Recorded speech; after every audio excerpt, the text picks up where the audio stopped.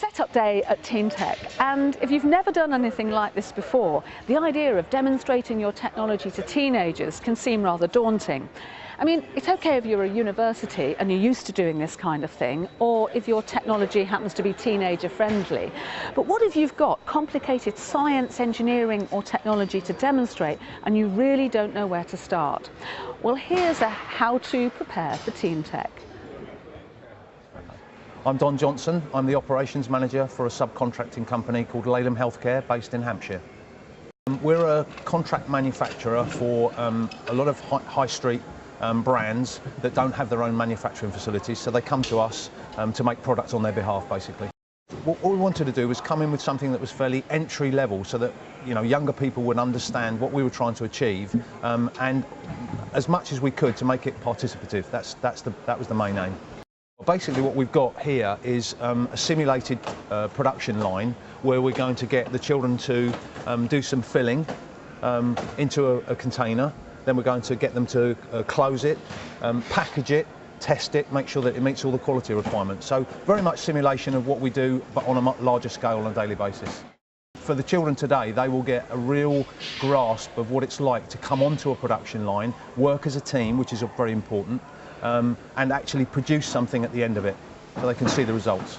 I think it's important for companies to participate in this kind of event if they want children at the age that they are, where they're deciding what they want to do in the future. This gives them a good insight into what it's really like, and I think the benefit then is that more children will look towards coming into manufacturing. As a country, we don't do enough manufacturing anymore, and I think one of the benefits of doing this kind of exercise is to get them to understand that it's not horrible, it's not dark and dingy, it's still an exciting, and there's lots of challenges.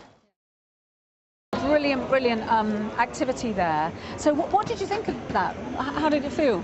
It was good, yeah. It was quite tough, but yeah, it was What surprised you about it?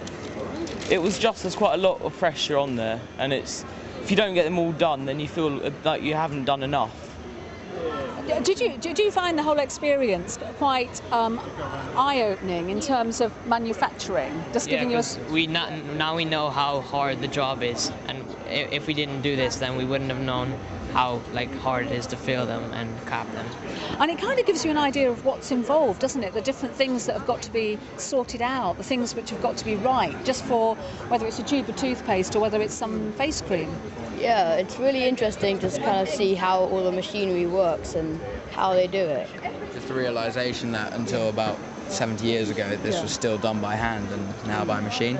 Right. For me, seeing how the children reacted at the beginning when they were asked about going into manufacturing, maths, science, technology, and to see the result at the end, having seen them participate, not just in our activity, but in a number of others.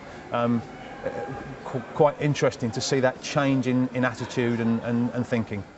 Yeah, so you're really passionate about it. Very much so. What would you say to other companies? I think grab any opportunity that you can to reach out to young children to get them to come and become part of your organisation.